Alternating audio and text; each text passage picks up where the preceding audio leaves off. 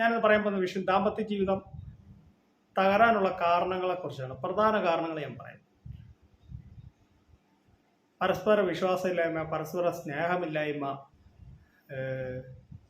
പിന്നെ സെക്സിനോടുള്ള ഇത് കുറവ്, പിന്നെ അമിതമായ മദ്യപാനം,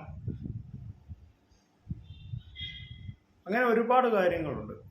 പിന്നെ സംശയരോഗം, ദേഷ്യം, അമിതമായ ദേഷ്യം, ഇതെല്ലാം നമ്മുടെ ദാമ്പത്യ ജീവിതം തകരാനുള്ള കാരണങ്ങളാണ്. പിന്നെ അമ്മായിമ്മപ്പോര്, പഴയ കാലത്തൊക്കെ അമ്മായിമ്മപ്പോരുണ്ടായിരുന്നു, അത് അങ്ങനെയുള്ള കാര്യങ്ങളൊക്കെ നമ്മളൊന്ന് ശ്രദ്ധിക്കുക. നമ്മുടെ ദാമ്പത്യ ജീവിതം പോകും പരസ്പര സ്നേഹവും പരസ്പര വിശ്വാസവും ആയിട്ട് വേണം മുന്നോട്ട് പോകാൻ. പിന്നെ നമ്മൾ കള്ളം പറയാതിരിക്കുക അവരോട്.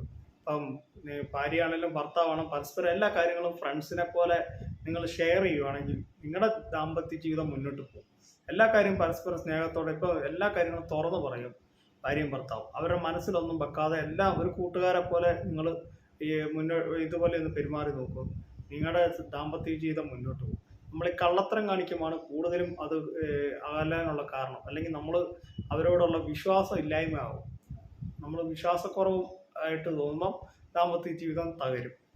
അപ്പം അങ്ങനെ നിങ്ങൾ ഒരിക്കലും ചെയ്യരുത്. നിങ്ങൾ മുന്നോട്ട് തന്നെ പോവുക.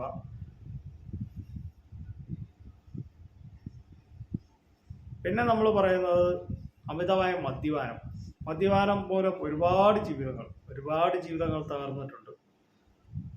പിന്നെ സംശയം, ഭാര്യയ്ക്ക് ഭർത്താവിനെ സംശയം, ഭർത്താവിന് ഭാര്യയെ സംശയം, അവൻ അവിടെ പോകുന്നു, ഇവിടെ അവിടെ പോകുന്നു, അവരെ കാണാൻ പോകുന്നു, ഇവരെ കാണാൻ പോകുന്നു, അങ്ങനെയുള്ള ഇതിലും ദാമ്പത്യ ജീവിതം കലകി.